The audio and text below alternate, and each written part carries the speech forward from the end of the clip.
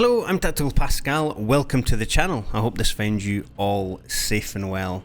In this video, it's a little bit different from normal. I'm just going to talk over a little flight that I had in VR. I've been trying to get Flight Sim 2020 to work well in VR. Now, I've got a 3080. It should be more than capable of it, so I've been tweaking and playing around with some settings, and I thought, I know a good place to visit. Courchevel, that'll be quite good to go and take off. So I jumped in a JMB VL3, the first time I'd flown this aircraft, and I thought I'd take off and go for a little fly around the mountains and look at the beautiful scenery. It was a little bit windy on takeoff, as you see here. I'm almost going to clip the fences on the left. I still need to adjust my rudder pedals, but I managed to not die on the roll down the runway. And we get to the end, and then we take off, and immediately you're thinking, yeah, it's beautiful, look at that. It's like a winter wonderland, although it's a bit cloudy, and I'm not going to be able to see anything really nice that I want to see as I fly through these valleys. But I noticed the bright spot over there on the left hand side, and I think I'll maybe go and fly over there, try and break through the clouds, because I don't particularly want to climb up through these. Luckily, I've got my my old computer system in front of me there. I can see where I'm going. It's quite accurate, which is going to help me later on in the flight.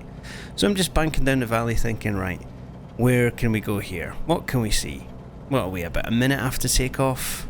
Nothing much is going on, and I can start hearing little ticks, and I can see little artifacts going by the cockpit. I'm just playing around with some buttons there thinking, what does this do? Because I've never flown this aircraft before.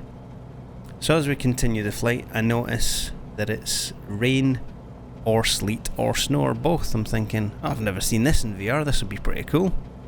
And then I remember I don't know where the anti-ice is on this aircraft, or if there even is an anti-ice on this aircraft. But never mind, we'll head for that clear spot, and then everything will burn away. It'll be nice and beautiful. We'll go up through the cloud bank, and then off we'll go on our merry way.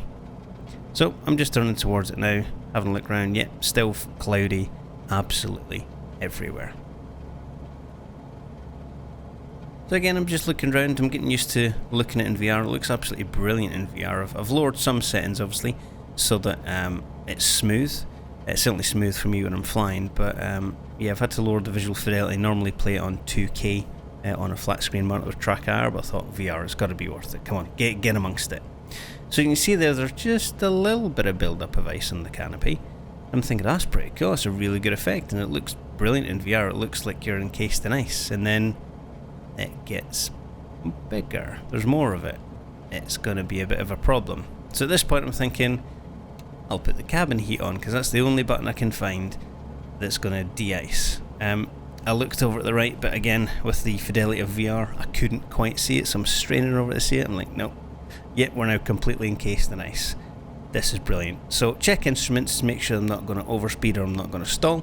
Check that I'm not going to fly straight into the side of a mountain.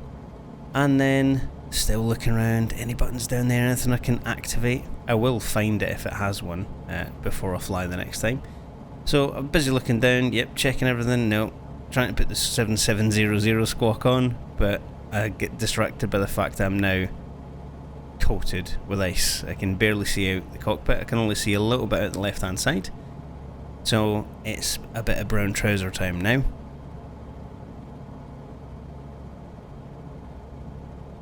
So I carried on flying. I found the clear spot, and I could see all the way through the clouds to the blue sky above. I thought, right, I'll make my way there and we'll get out of this, because it's not going to be safe to land back where I took off from at Courchevel, so I'll have to go somewhere else. But I can see the height of those clouds building up the tower and cumulonimbus. I thought, bit of a problem, but still we'll climb. What's the worst that could happen, eh? So we keep on going towards the only bit of blue I can see. Again, can't see anything at the right hand side, only the left hand side I can see there. Not particularly great yet. Right hand side is essentially, it looks like shattered glass on the right hand side. The left's getting a bit worse, and then I'm thinking, what can I do here? You can see my head moving around, thinking, what can I do? I'm sure there must be an anti-ice button somewhere, but of course in VR I can't see it because my clarity was a little bit lower than I need it to be. I need to increase my super sampling a little bit, I think. So we carry on, and then we finally make the decision, yep, going up's not going to work. I'm trying to get all sorts of buttons to pull out, or little levers to try and de-ice the canopy, and nothing's going to work right now. I'm sure there's a button somewhere that's nice and easy you just press, and I just couldn't see it because I'm a total dummy. but still, we're heading up towards the blue patch. And it's at this point I notice that I now have no speed readout because my pitot has frozen. So I don't know how fast I'm going. I'm looking for everything. That's probably the parachute. Does it got a parachute, the GMB VL3? I'm not sure. Anyway, so I noticed that my pitot has gone, so now I cannot safely climb because it'll probably stall out and just tumble to ground into those mountains. I can't see where I'm going. The front of the cockpit is completely obscured. I don't know where I'm going. So I make this decision now to turn back towards Courchevel.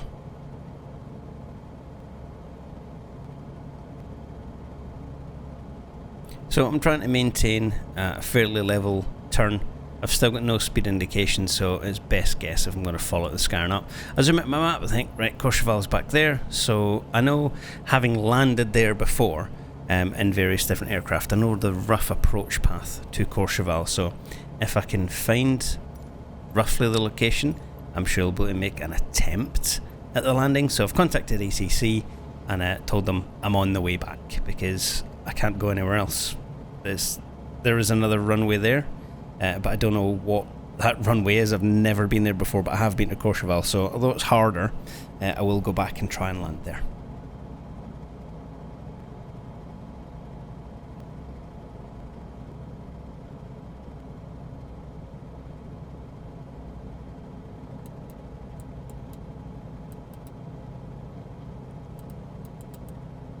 So I'm on the way down the mountain pass that I know leads to Courchevel.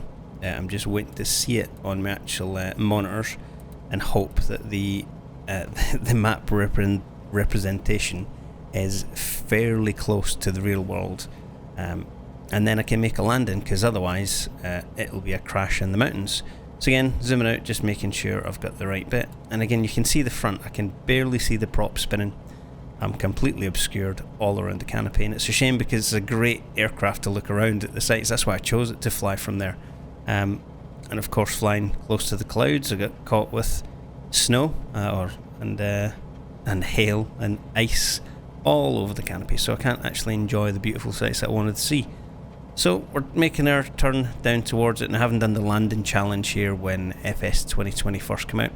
I know that it's an uphill slope, obviously, and having taken off from there, I know where I need to be going, so I'm just beginning a gentle right hand bank so I can line up with runway 22.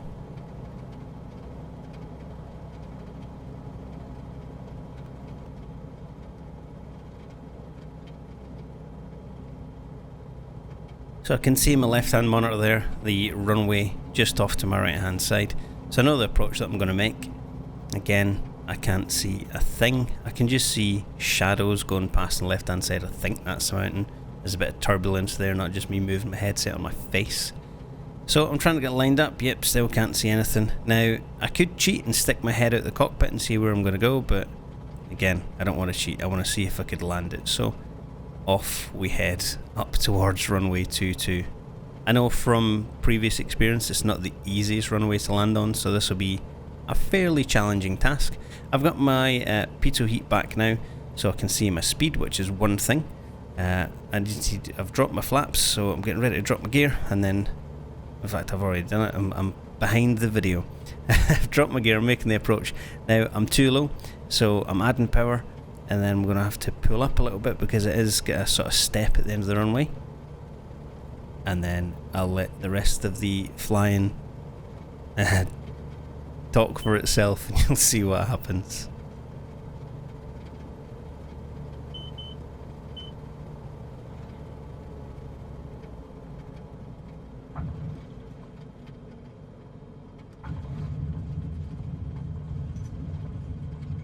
Another happy landing. There we go. On the ground at Courchevel after experiencing the worst flying conditions I've flown in FS2020. In Japan, when I was flying there, I had really bad storms. This was just ridiculous. At least in Japan I could see at the cockpit. So there we go, stick your head out and it's a nice day. But inside the cockpit it is just absolutely caked in ice. Thank you very much for watching. Until next time, Tactical Pascale out.